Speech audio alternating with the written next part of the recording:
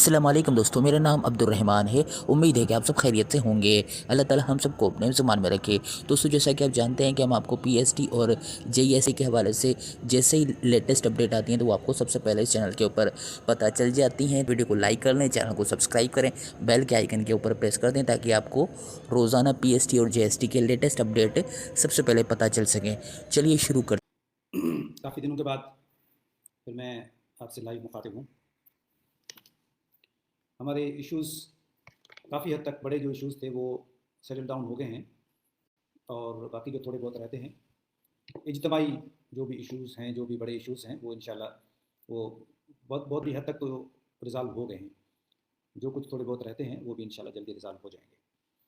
कोई individual issues हैं वो तो चलते रहेंगे और स्कूल में दाखिल कराएं। चलते रहेंगे। इंडिविजुअल इश्यूज़ वालिदैन और असातिज़ा लेकिन जो इज्तमाही सब मसाइल मिलकर हैं वो इस बड़ी काम हद को तक आगे वो बढ़ाएं। कर चुके हैं। बढ़ेगा सिन, एक हमारा मसला बढ़ेगा सिन।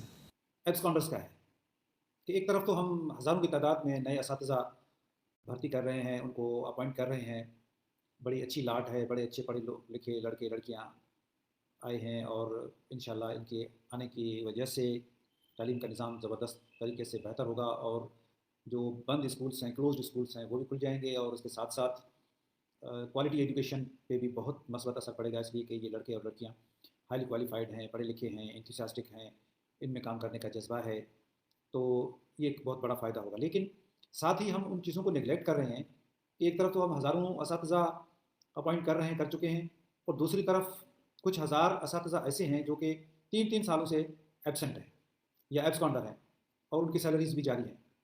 तो ये सिस्टम में कहाँ लेकुना है, ये कहाँ प्रॉब्लम है, उस पर हमने डिस्कशंस की, डायरेक्टर्स और डीओ से मुलाकातें की और उसके बाद फिर हमने कुछ एक्शन भी लिया। अभी बहुत सारे एम्प्लॉज़ की सैलरीज बंद हैं, उनकी आईडीज़ बंद हैं। ये आईडीज़ बंद जो हमने की हैं ये टेम्पररी हैं, ये परमानेंट नहीं है, ये इंशाल्लाह जल्दी फिर खोल भी देंगे। लेकिन उससे पहले कुछ चीज़ें मैं आपसे डिस्कस करूँगा। वो ये कि चौकीदार के लिए मैंने आज कह दिया है डीजी एमएनडी को कि ये हम लेटर लिख रहे हैं इंशाल्लाह एजी सिंह को कि चौकीदार की जितने भी चौकीदार हैं एब्सकॉन्डिंग लिस्ट में हम उसको उस लिस्ट से निकालें, इसलिए कि चौकीदार की ड्यूटी रात को होती है या दिन को भी होती है, तो ज़रूरी नहीं है कि उस वक्त बैठा हुआ हो जिस वक्त ये हमारे मॉनिटरिंग असिस्टेंट्स जाएँ। तो इस वजह से वो बेचारे एबसेंट हो जाते हैं, हालांकि वो ड्यूटी पे होते हैं। तो इसलिए हम ये सिस्टम ये कर रहे हैं कि आइंदा इंशाल्लाह इनको सिस्टम को ही डिसेबल कर देंगे और इसको कंपलसरीली जो इनकी बायोमेट्रिक होती है चौकीदार की वो नहीं होगी, वो हम इंशाल्लाह ताला ख़त्म कर देंगे। लेकिन टीचर्स के साथ पियोन जिसकी ड्यूटी होनी है या माली है जिसकी ड्यूटी वहाँ होनी है, पीटीआई या दूसरे जो लोग हैं, उनको तो स्कूल में होना है और उनकी बायोमेट्रिक भी होगी और होती रहेगी। अब जितने ये एब्सकॉन्डिंग की हमारे पास रिपोर्ट्स हैं, ये ज़रूर नहीं है कि ये सारे के सारे एब्सकॉन्डर हों। हमें एक जज की तरह बिहेव करना चाहिए, ना कि हमें एक एक्सिक्यूशनर की तरह बिहेव करना चाहिए। बिल्कुल ऐसा रवैया हमारा नहीं है, हम फेयर चांस देंगे हर किसी को। लेकिन उससे पहले मैं ये आपको बता दूं कि पहले जो एब्सकॉन्डर्स के खिलाफ जो एक्शन लिया जाता था वो डिस्ट्रिक्ट लेवल पे था, अब उसको हमने डायरेक्टर लेवल तक कर दिया है। उसका रीज़न ये है कि पीएसटी की पोस्ट अपग्रेड हो गई है, एक बात, और दूसरी बात ये कि डीओज के ऊपर बहुत ज़्यादा काम है, तो वो ये काम कर नहीं पा रहे थे, लॉट ऑफ वर्क, उसकी वर्क प्रेशर की वजह से वो इस चीज़ को देख नहीं रहे थे। तो ये सारे केसेस जो है ना हमने डायरेक्टर्स को ट्रांसफ़र कर दिए। हाणे ईअं थींदो त जेके भी उस्ताद या एम्प्लॉइज़ जेके इहो चवनि था त साईं असां एब्सकॉन्डर त कोन आहियूं, पर असांजी ड्यूटी किथे ॿी जॻह ते आहे, असांजी बायोमेट्रिक चेंज कोन थी। हालांकि ईअं थियणु न खपे हा, जेकॾहिं हुननि जी वैलिडली ट्रांसफ़र थियल आहे त बायोमेट्रिक बि चेंज थियणु खपे हा। पर हलो ठीकु आहे, जेकॾहिं जेन्युइनली हुनजो ऑर्डर आहे ट्रांसफ़र जो त ऐं हू ॿिए हंधि ड्यूटी बि करे पियो त उन्हनि ते कंहिं क़िस्म जो कोई एक्शन न थींदो ऐं असां उन्हनि खे बिल्कुलु बाइज़त भरी जी चइजे तीअं करे छॾींदासीं। लेकिन उन जे लाइ ॿ कम करना पवंदा कैंडिडेट खे, या जेको एब्सकॉन्डर पंहिंजे पाण खे चवे थो त मां ड्यूटी ते आहियां, उहो या त वेट करे या डायरेक्टर ऑफिस में हली वञे। मूं सभिनी डायरेक्टर्स खे हिदायतूं करे छॾियूं आहिनि, उहो डायरेक्टर ऑफिस में वञे, उन वक़्तु ई फ़ौरन हुनखे शोकाज़ नोटिस मिली वेंदो। हू शोकाज़ नोटिस जो उते ई जवाबु ॾेई छॾे त आउं हिते मुंहिंजी ड्यूटी आहे, ऐं उहो हुनखे हिकु पंहिंजो अपॉइंटमेंट ऑर्डर पेश करे ओरिजिनल, ॿियो सॉरी ट्रांसफ़र ऑर्डर पेश करे ओरिजिनल, ॿियो इहो त जेकॾहिं हू अचे थो त मस्टरोल जी फ़ोटोकॉपी या एक्सट्रैक्ट जेको आहे स्कैन एक्सट्रैक्ट करे हू खणी अचे, त हू हेतिरनि सालनि खां मस्टरोल ते बिल्कुलु सही करे रहियो आहे। हू इहे ॿ शयूं खणी अची डायरेक्टर ऑफिस में शोकाज़ जे जवाब में उहो फौरी तौर ते उहो लिखी ॾेई छॾे। डायरेक्टर साहिबान हफ़्तो या 10 ॾींहं जे अंदरि अंदरि हू वेरिफिकेशन कंदा, हू डीओ खां ऑफिस मां वेरिफिकेशन कंदा त वाकई उहो ऑर्डर जेको थियो आहे या सेक्रेटरी जे ऑफिस मां या डायरेक्टर जे ऑफिस मां जेको ऑर्डर थियो आहे उहो वाकई ऑर्डर जेन्युइन आहे या कंहिं कूड़ो ऑर्डर करे छॾियो आहे। जिन ऑर्डर हूंदो उन में वेरिफिकेशन में वधि में वधि 3-4 ॾींहं हफ़्तो मैक्सिमम लॻंदो ऐं उन सां गॾोगॾु ज़रूरत पई त डायरेक्टर साहिबान हेड मास्टर या हेड मिस्ट्रेस जी स्टेटमेंट बि रिकॉर्ड करे सघनि था। पर इहो सॼो कमु हफ़्ते खां 10 ॾींहंनि जे अंदरि कंप्लीट थियणु खपे ऐं इंशाल्लाह कंप्लीट थींदो। ऐं उनखां पोइ उन उस्ताद जो नालो रिकमेंड कंदो डायरेक्टर ऐं असां हितां सेक्रेटरीट मां असां लिखी छॾींदासीं एजी साहिब खे त साईं असां हिननि जे ख़िलाफ़ु इंक्वायरी कई ऐं उन इंक्वायरी में असां ॾिठो आहे त हीअ एब्सकॉन्डर न आहे। उन सां गॾोगॾु असां इहो बि कंदासीं त उनजी बायोमेट्रिक बि असां चेंज करे छॾींदासीं ऐं जॾहिं बायोमेट्रिक चेंज थी वई त हू हुन ते आईंदा इन क़िस्म जी कंहिं क़िस्म जी शइ न थी थिए। हा अलबत्ता शोकाज़ नोटिस जिन खे मिले थो डायरेक्टर साहिबान ॾियनि था उहे शोकाज़ नोटिस जो जेकॾहिं को बि जवाबु नथा ॾियनि ऐं हू घर वेठा आहिनि ऐं कुझु वक़्तु गुज़रण खां पोइ बि असांखे उन जो जवाबु नथो मिले त असां इहो ई सम्झंदासीं त वाक़ई एब्सकॉन्डर आहे जो हुननि जी आई डी बंदि थियण जे बावजूदि हू नथा अचनि ऐं हुननि खे पघार जी ज़रूरत कान्हे या हू किथे ॿियनि पघार खणनि पिया हू नथा अचनि त पोइ असां हुननि जी आई डी मुकमिल तौर ते बंदि करे असां हुनखे नौकरी तां रिमूव करे छॾींदासीं। या ईअं बि थी सघे थो त कंहिं ते उहो अची शोकाज़ जो जवाबु ॾिए थो ऐं हुन सां गॾु पंहिंजा डॉक्यूमेंट्स ॾिए थो उनजी जेकॾहिं नंढी ग़लती आहे त हुनखे नंढी पनिशमेंट बि ॾिबी हिकिड़ी इंक्रीमेंट ॿ इंक्रीमेंटूं ख़तमु करे सघनि थियूं या हुनखे वार्निंग ॾेई सघिजे थी। पर जेकॾहिं को माण्हू 6 महीना एबसेंट आहे ऐं पोइ अची चवे थो त साईं मां हाणे हाज़ुर आहियां ड्यूटी कयां पियो हाणे मूंखे कयो त पोइ हुनखे 6 महीने जी जेको एबसेंट पीरियड आहे उनखे या त असां उनखां उहा पघार वापसि कराईंदासीं या उहे 6 महीना असां हुनजे मोकल में अर्न लीव अकाउंट करे ऐं हुनजी अर्न लीव जेका आहे उहा दाख़िल कंदासीं हुनजे सर्विस बुक में ऐं हुनखे हिकु माइनर पनिशमेंट ज़रूरु मिलंदी त हू बग़ैर ॿुधाइण जे बग़ैर इतला जे या बग़ैर परमिशन जे हू छो एब्सकॉन्डर थी वियो। असांजो इन मामले ते कुझु जीअं मूं कुझु ॾींहं पहिरीं किथे चयो बि हो त भई को ज़मानो हो पुराणी ॻाल्हि आहे हाणे जी ॻाल्हि नथा कयूं तो 2015 खां पहिरीं अञा बि उनखां पोइ कुझु जेके हूंदा हुआ कुझु जी ॻाल्हि थो कयां सभिनी जी न कुझु जेके एब्सकॉन्डर हूंदा हुआ उन्हनि खे कंहिं न कंहिं उहिदेदार जेको हूंदो हो कंहिं तनज़ीम जो ज़िले लेवल जो कंहिं तहलके लेवल जो उहे सपोर्ट कंदा हुआ ऐं उन सपोर्ट जे करे बि उन्हनि ते कोई एक्शन न थींदो हो। लेकिन अलाह जी महिरबानी सां हींअर जेको मुंहिंजे सभिनी जेके बि ऑर्गनाइज़ेशन्स आहिनि उन्हनि सां सुठा वर्किंग रिलेशन्स आहिनि। ग़ुलाम रसूल महर सां मुंहिंजी हाणे ॻाल्हि थी आहे त उहे सभु अशरफ फासकेली वारा या पंहिंजो इसरार शाह आहे लतीफ़ मुग़ल आहे उहे सभई मूंखे चवनि था त असां तव्हां सां इन एक्शन में गॾु आहियूं।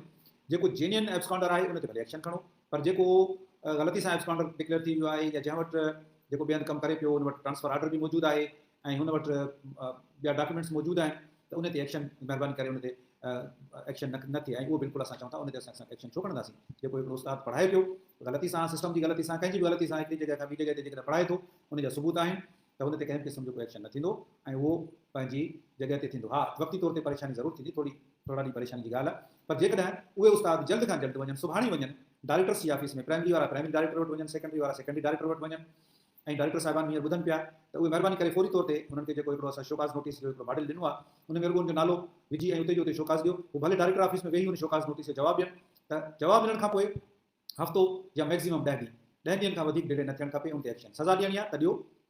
उनखां अलावा डायरेक्टर जो ऑर्डर जेको आहे उहो फाइनल कोन्हे। डायरेक्टर जे ऑर्डर जे ख़िलाफ़ु 1 महीने जे अंदरि अंदरि सेक्रेटरी वटि अपील करणी आहे। जेकॾहिं सेक्रेटरी वटि केरु अपील नथो करे 1 महीनो गुज़री वियो त पोइ उहा उन जो अपील जो हिकिड़ो हक़ ख़तमु थी वियो पोइ हुनखे वरी सर्विस ट्रिब्यूनल में वञिणो पवंदो पोइ उनजे लाइ वधीक मुश्किलात थींदी। तंहिंजे करे जेकॾहिं तव्हां डायरेक्टर जे सज़ा मां मुतमइन न आहियो डायरेक्टर सज़ा ॾेई छॾे थो उन में मुतमइन न आहियो त फौरी तौर ते तव्हां अपील करियो ऐं अपील में जेकॾहिं आउं मुतमइन थिया थो त न तव्हां सां का ज़्यादती थी आहे त उनजो फौरी तौर ते उन सज़ा खे ख़तमु बि करे सघां थो। पर जेकॾहिं तव्हां अपील पीरियड बि गुज़ारे छॾियो ज़ाया करे छॾियो ऐं महीने 1.5 या 2-4 महीननि खां पोइ अचो था हिकिड़ी ॻाल्हि तव्हांखे इहा बार बार ॿुधाईंदो आहियां पहिरें ॾींहं खां वठी चवां पियो हिन मामले में न तव्हांखे कंहिंखे पैसा ॾियणा आहिनि न कंहिंजी सिफ़ारिश कराइणी आहे न कोई कंहिं शइ जी का ज़रूरत आहे। हीअ बिल्कुलु फेयर प्ले आहे। तव्हां जेकॾहिं फेयर आहियो फेयर थी असां वटि अचो असां फेयरली डील कंदासीं ऐं तव्हां खां केरु बि एजेंट को बि माण्हू जेकॾहिं तव्हां खां टको पैसो हुजे वठे घुर करे क्लर्क हुजे को असिस्टेंट हुजे को ऑफिसर हुजे केरु बि तव्हां खां पैसो घुरे त फौरी तौर ते मूंसां राब्तो कयो ऐं हुनजे ख़िलाफ़ु एक्शन बि खणंदुसि ऐं आउं तव्हां सां गॾु बीहंदुसि।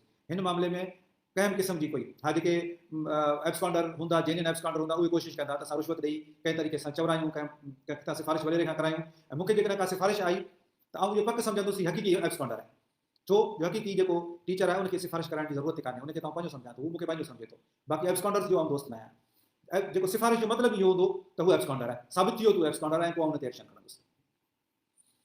सैलरीज़ जेके नवां उस्ताद आया आहिनि उन्हनि जो बार बार शिकायतूं अचनि पियूं उहे उन्हनि जो अचनि पिया मसइला त साईं असांखे प्राइवेट इदारनि में कमु कंदासीं प्राइवेट टीचर थे प्राइवेट इदारों में काम करते थे या हम कहीं ना कहीं कोई रोटी का बंदोबस्त हमारा था तो यहाँ आ गए हैं तो 5 महीने हो गए 6 महीने हो गए हमें सैलरी नहीं मिल रही खुदा सैलरी दें। ये बिल्कुल जायज़ बात है उनकी। लेकिन एक मैं बात बताऊँ कि जो बात हमारे डिपार्टमेंट के लेवल तक होती है उसमें अगर कोई कोताही होती है तो उसका जिम्मेदार यकीनन मैं हूँ। लेकिन जो बात हमारे डिपार्टमेंट में नहीं किसी और डिपार्टमेंट के पास है तो उसमें मैं ज़्यादा से ज़्यादा यही कर सकता हूँ कि कोशिश करूँ ज़्यादा से ज़्यादा। आपकी सैलरीज रिलीज़ होंगी डिस्ट्रिक्ट अकाउंट्स ऑफिसर और एजी सिंह से उनको क्योंकि नेट असातिज़ा हैं उनकी आईडी क्रिएट करनी है तो आईडी क्रिएट करने के लिए बड़े मसाइल होते हैं। बहरहाल ہم نے اب تک 4000 جو ڈیٹا بیس ہیں وہ جمع کرا دیے ہیں اے جی سندھ میں، اور انہوں نے کہا ہے کہ 1 دسمبر اس کا دن ہوتا ہے انکریمنٹ کا، تو 1 دسمبر کے بعد فوری طور پہ ہم ان 4000 کی آئی ڈی کلیئر کر دیں گے. اب جیسے ان کی 4000 کی آئی ڈی کریٹ ہوگی تو ہم 5-7 ہزار اور ڈیٹا بیس جمع کروا دیں گے. تو اسی طرح سے 5-7 ہزار ڈیٹا بیس ہر مہینے ہم تو پورے جمع کرا دیں گے، لیکن بات یہ ہے کہ وہ اگر جتنا جلدی کر سکے تو. مجھے افسوس ہے، دکھ ہے کہ ہمارے اساتذہ ینگ ٹیچرس جو آئے ہیں ان کو یہ دقت ہو رہی ہے، ان کو سیلری نہیں مل رہی ہے. میری ہمدردی ہے آپ لوگوں کے ساتھ، لیکن میں کیا کر سکتا ہوں، میں کوشش ہی کر سکتا ہوں جو کہ میں ایمانداری سے کر رہا ہوں. اس کے علاوہ NCHD والے ان کی اور BECS والے ان کی سیلریز کے مسائل تھے، وہ فائنانس میں ان کا ایک بڑا پرانا مسئلہ تھا. اور یہ جتنے مسائل پرانے ہوتے ہیں ان مسائل کو حل کرنے میں اتنا ہی زیادہ ٹائم لگتا ہے اور اتنی کمپلیکیٹڈ ایشو ہو جاتے ہیں. بیماری جتنی پرانی ہوتی ہے اس کا علاج اتنا ہی مشکل ہوتا ہے. تو یہ پرانی بیماریاں میرے گلے پڑی ہیں، تو ان کو پرانی بیماریوں کا علاج کرنے میں بھی مجھے ٹائم لگ رہا ہے. تو بہرحال میں نے آپ کی دوائی کا بندوبست کر لیا ہے. NCHD BECS ٹیچرس اور انٹرنیز ٹیچر ان کی فائلیں ہم نے منظور کروا لی ہیں فائنانس ڈپارٹمنٹ سے، اور انشاءاللہ جلدی 15 دن سے لے کے 4 ہفتے تک ان کی سیلریز کی ہم کوشش کریں گے کہ ان کی سیلری ہو جائے. میں ان سے بھی معذرت کرتا ہوں کہ آپ کو اتنا انتظار کرنا پڑا. اپ گریڈیشن ایک بڑا مرحلہ تھا جو ہم نے طے کر لیا. اپ گریڈیشن کا نوٹیفیکیشن ہو گیا. اب انڈیویجولی جو ہر ڈسٹرکٹ کا نوٹیفیکیشن نکل رہا ہے، تو اس میں کئی ڈسٹرکٹ کا نوٹیفیکیشن تو نکل گیا ہے، باقی کچھ ڈسٹرکٹس ہیں اور اس میں بہت تیزی سے کام ہو رہا ہے. ہمارے DO صاحبان، ڈائریکٹر صاحبان اس میں فل تعاون کر رہے ہیں. غلام رسول مہر صاحب اور ہمارے چلگری صاحب اور دوسرے جو لوگ ہیں وہ مسلسل میرے ساتھ رابطے میں ہیں، اور ہم مل کے اس کو جلد سے جلد پائے تک مل تک پہنچائیں گے. میں سمجھتا ہوں کہ یہ بہت ہی عنقریب یہ مرحلہ کمپلیٹلی ختم ہو جائے گا اور سارے ٹیچرس ہو جائیں گے. لیکن ان میں سے بھی وہ ٹیچر نہیں ہوں گے جو کہ ایبسکانڈنگ لسٹ میں ہیں، تو فوری طور پہ اگر وہ کہیں ڈیوٹی کر رہے ہیں تو فوری طور پہ جا کے شوکاز نوٹس کا جواب دیں. یہ انتظار نہ کریں کہ ان کو شوکاز نوٹس ملے. شوکاز نوٹس ہو سکتا ہے ان کو 2 مہینے بعد ملے، 3 مہینے بعد ملے، تو اتنا انتظار نہ کریں. اور اگر جائز جو ٹیچر ہیں پڑھا رہے ہیں ان کی اگر سیلری کسی وجہ سے ڈیلے ہوتی ہے تو مجھے اس کے لیے افسوس ہوگا، اور میں پیشگی معذرت کر لیتا ہوں. I really apologise. میں نہیں چاہتا، کیونکہ تنخواہ جو ہوتی ہے وہ بچوں کی فیملی کی ہوتی ہے، ان کو دقت ہوتی ہے، تکلیف ہوتی ہے. میں یہ تکلیف کسی کو نہیں دیتا اور نہ دینا چاہتا ہوں. اسی لیے برائے مہربانی آپ میرے ساتھ تعاون کریں، میں آپ کے ساتھ تعاون کروں گا، تو یہ جلد ہی اس ٹیکنیکل مسئلے سے ہم نبرد آزما ہو سکیں گے. اور کلوزڈ اسکولس گھنوں کرے जेके आहिनि उहे ॿाहिरि हली विया आहिनि. शहरनि जा क्लोज़्ड स्कूल्स त न हूंदा आहिनि, सवाइ चंद स्कूल से कुझु स्कूल कराची में भी, हैदराबाद में मामूली थोरा सा नंबर आहे हुननि जो. बाक़ी जेके क्लोज़्ड स्कूल्स आहिनि उहे वधि खां वधि जेके क्लोज़्ड स्कूल्स आहिनि उहे हिकु त सिजावल में आहिनि, ठटे में आहिनि, थाणे गुलाखान में आहिनि, नंगर पार्कर में आहिनि, टंडो मोहम्मद खान में आहिनि, या कुझु ॿियनि ज़िलनि में आहिनि, बदीन में आहिनि. त इन्हनि स्कूल्स खे खोलण जे लाइ असां पहिरीं अहकामात जारी करे छॾिया आहिनि त जेके नवां टीचर आहिनि उन्हनि खे फौरी तौर ते हुते रखो ऐं क्लोज़्ड स्कूल्स खे खोलियो. असां वटि तक़रीबन 5000 खां मथे स्कूल क्लोज़्ड स्कूल्स हुआ, जंहिंमें 4000 खनि स्कूल त असां खोले चुका आहियूं. हाणे जेके मूंखे ॿुधनि पिया जेके उस्ताद जेके उन्हनि क्लोज़्ड स्कूल्स में हाणे कमु कनि पिया, त उहे उन्हनि खे आउं गुज़ारिश कंदुसि त महिरबानी करे उन्हनि स्कूलनि ते तवजो ॾियो. बंदि पियल स्कूल जीअं मूं सवेल ज़िक्र कयो पुराणी बीमारी वांगुरु हूंदा आहिनि, उन ते वधीक महिनत करणी पवंदी आहे. ऐं महिरबानी करे तव्हां उते ईमानदारी सां पढ़ायो. इहे ग़रीबनि ऐं क़ौम जा बच्चा आहिनि, इहे तव्हांखे दुआऊं कंदा, तव्हांजो इहो फ़र्ज़ु बि आहे. ॿियो त जेकॾहिं तव्हां वटि एनरोलमेंट घटि आहे त महिरबानी करे ॻोठाणनि सां मिलो, डोर टू डोर वञो. छोकिरियूं बि आहिनि, लेडी टीचर्स बि आहिनि, त उहे वञनि उन्हनि जे घरनि में फैमिलीज़ में वञी बि उन्हनि खे पेरेंट्स खे चवनि उन्हनि खे जिन जा ॿार नथा अचनि स्कूल, त महिरबानी करे ॿारनि खे स्कूल में छॾियो. ऐं जेके जेंट्स आहिनि उहे बि वञनि ॻोठ में पंहिंजे ॻोठाणनि जी मदद सां पेरेंट्स खे रिक्वेस्ट कनि त हू स्कूलनि में ॿार छॾी. बाक़ी जेके स्कूल बंदि आहिनि उहे बि जल्द खां जल्द स्कूल उहे खोलिया वञनि.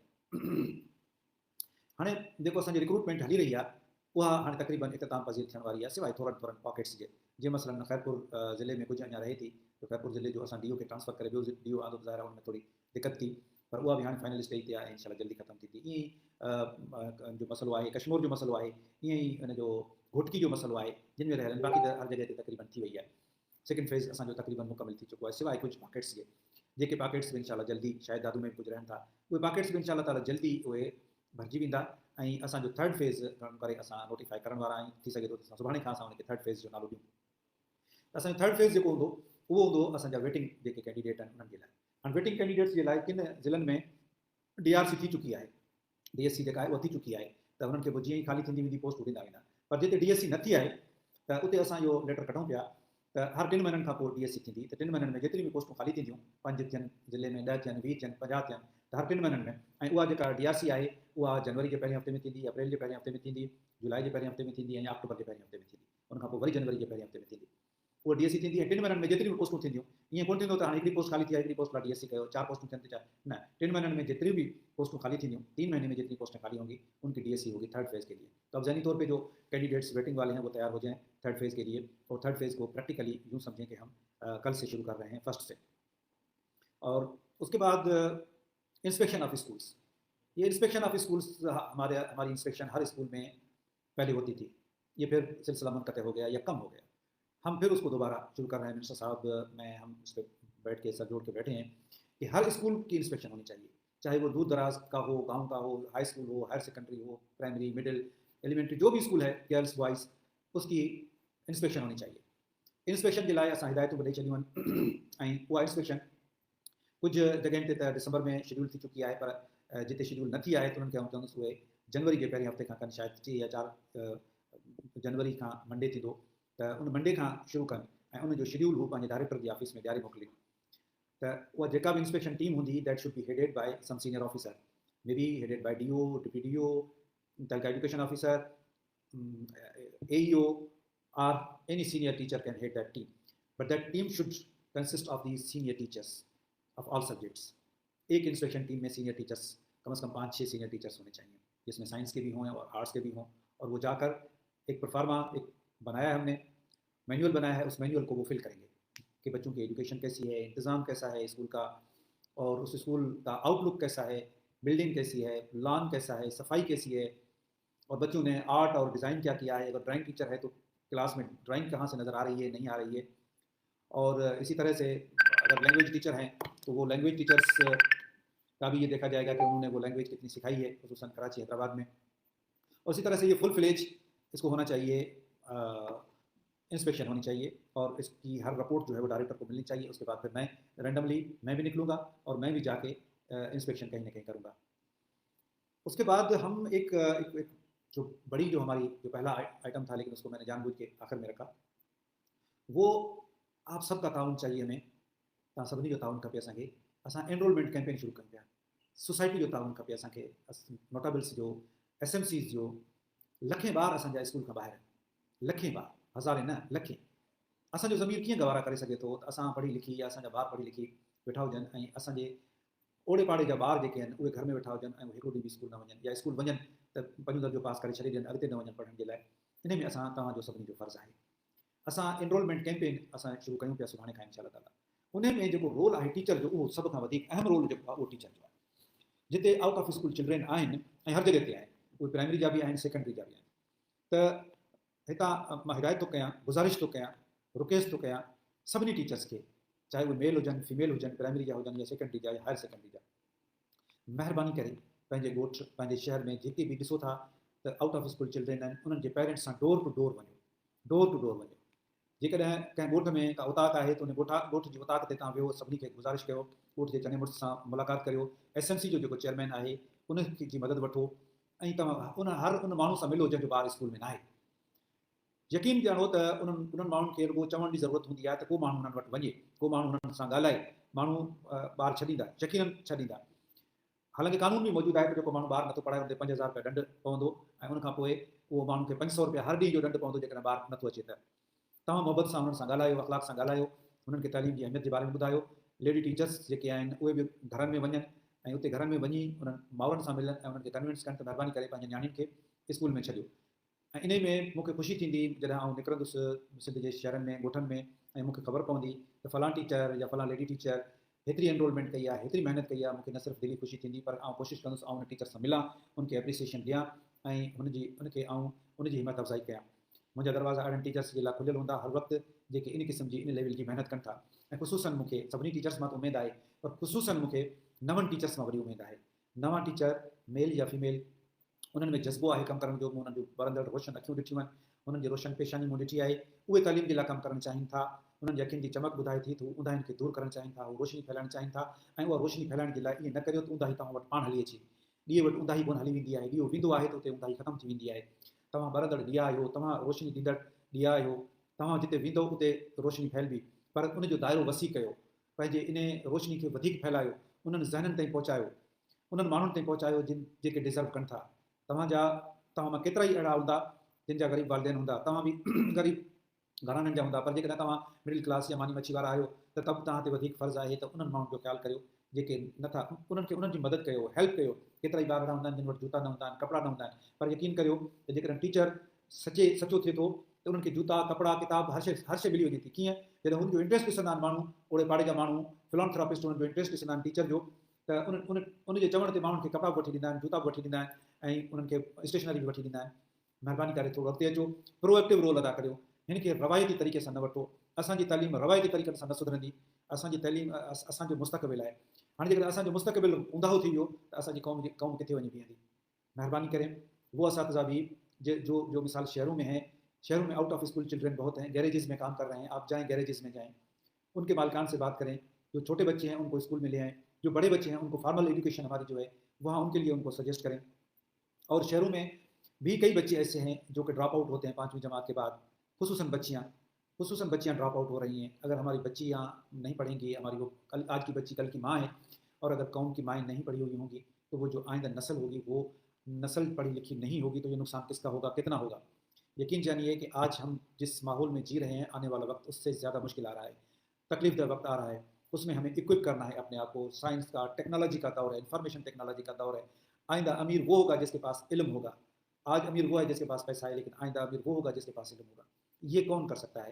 ये सब टीचर मिलकर कर सकते हैं। सोसाइटी को मोबिलाइज़ करें, सारे अफसरान मिलके। मैं भी इंशाल्लाह अगले हफ्ते खुद जाऊँगा, देहात में जाऊँगा, जहाँ भी मैं पहुँच सका वहाँ जाके नए स्कूल्स खुलवाऊँगा, और जो पुराने स्कूल जेके सिंधी ॻोठनि में आहिनि, टीचर्स आहिनि, उन्हनि खे हिकिड़ी ॻाल्हि ॿुधायां। हिकिड़ी 2-3 कम्यूनिटीज़ असांजूं अहिड़ियूं आहिनि जेके ॿार बिल्कुलु नथा पढ़ाइनि, पर उन्हनि जे लाइ बि कमु करियां पियो। महिरबानी करे तव्हां बि कमु कयो, उन्हनि जे लाइ साथ ॾियो। ॻोठनि में जेके असांजे शेड्यूल कास्ट आहिनि, भील आहिनि, बागड़ी आहिनि, कोली आहिनि, मेघवाड़ आहिनि, मज़दूर आहिनि, जेके उहे खेत मज़दूर आहिनि, खाना बदोश आहिनि, उहे ॿारनि खे नथा पढ़ाइनि। इन जो मतिलबु न आहे त पढ़ाइणु नथा चाहिनि, पर हुननि खे शेड्यूल कास्ट सम्झी धिकारियो वञे थो। नफ़सियाती मसइला आहिनि, हुननि खे केरु वेझो नथो अचनि ॾे। उन्हनि सां तव्हां वेझा थियो, उन्हनि सां मोहबत सां, शफ़क़त सां तव्हां ॻाल्हायो। तव्हां ॾिसो त उन्हनि जा स्कूल ऐं उन्हनि जा ॿार केतिरा वधीक। हिकिड़ी मुंहिंजे ॻोठ में जेके बागड़ियुनि जा ॿार आहिनि उहे मुंहिंजे स्कूल में पढ़ण जे लाइ अचनि था। ऐं हिकिड़ी छोकिरी आहे जंहिंखे मूं पंहिंजी धीउ ठाहियो आहे, 1 दर्जे खां वठी हाणे उहा 6 दर्जे ताईं पहुती आहे। रूपा हुनजो नालो आहे, ऐं हू एतिरो होशियारु छोकिरी निकिती आहे जो हुनजे सॼी कम्यूनिटी में, असांजे सभिनी मुस्लमान कम्यूनिटी में बि उहा एतिरी होशियारु का छोकिरी न आहे जेतिरी हू हिकु खाना बदोश छोकिरी होशियारु थी आहे। मंझंदि जो हिकिड़ो छोकिरो नमरूद गुरगुला सम्झंदा हूंदा तव्हां, नमरूद छोकिरो हो, खाना बदोश हो। उनखे हैदर मल्ला असांजो उस्तादु आहे, उनखे पढ़ायो त उहो उस्तादु अॼुकल्ह, उहो छोकिरो जेको आहे अॼुकल्ह पब्लिक स्कूल हैदराबाद में पढ़े थो। त महिरबानी कयो, एनरोलमेंट कैंपेन में असांजो साथ ॾियो। असांजो नारो ई आहे त पढ़ंदी सिंध वधंदी सिंध, पढ़ेगा सिंध बढ़ेगा सिंध। आख़िर में हिकिड़ी ॻाल्हि आउं इहा कंदुसि त IBA जा जेके हेड मास्टर्स आहिनि, हेड मिस्ट्रेसिस आहिनि, थोरा मायूसी में गुज़रनि पिया। मायूसी जी का ॻाल्हि कान्हे का। मूं अॻे ई चयो त हीअ शइ असांजे हथ में न आहे, हीअ कोर्ट जे ऐं सिंध पब्लिक सर्विस कमीशन जे हथ में आहे। असां कॾहिं बि न चाहींदासीं त तव्हांखे असां ज़ाया कयूं। 2-3 दफ़ा मुंहिंजी मुलाक़ात AG साहब सां थी आहे, ऐं AG साहब चवे थो त एज़ पर प्रोसीजर तव्हां लेटर मूंखे लॉ डिपार्टमेंट जे थ्रू लिखो, उहा ओपिनियन ॾींदुसि। त असां लॉ डिपार्टमेंट खे बि लेटर लिखी छॾियो आहे। लॉ सेक्रेटरी साहब खे भी मूं गुज़ारिश कई है। लॉ मिनिस्टर साहब सां वटि भी पर्सनली हली वियोसि हाणे 3-4 ॾींहं पहिरीं, ऐं हुन भी चयो त आप लेटर भेजें तो हम इंशाल्लाह AG साहब से आपको ओपिनियन लेके दे दें। तो इंशाल्लाह ताला ही मसलो थींदो, पर जेसीं ताईं जेकॾहिं डिले हुन में थी त असां हुननि खे वरी हुननि जो पीरियड एक्सटेंड करे छॾींदासीं। Thank U very much for listening to me patiently. ऐं बाक़ी जेके शयूं मूं कवर न कयूं आहिनि त इंशाल्लाह इन जो मतिलबु इहो कोन्हे त उहे मसइला मूंखां परे आहिनि, ऐं उन्हनि मसइलनि खे मोटा मोटा मसइला हुआ जिन ते मूं ॻाल्हायो। बाक़ी केतिरा ई मसइला अहिड़ा आहिनि जिन ते राति ॾींहुं असां कमु कयूं पिया, ऐं इंशाल्लाह गॾिजी असां हिन एजुकेशन जी ॿेड़ी खे तारींदासीं। वरी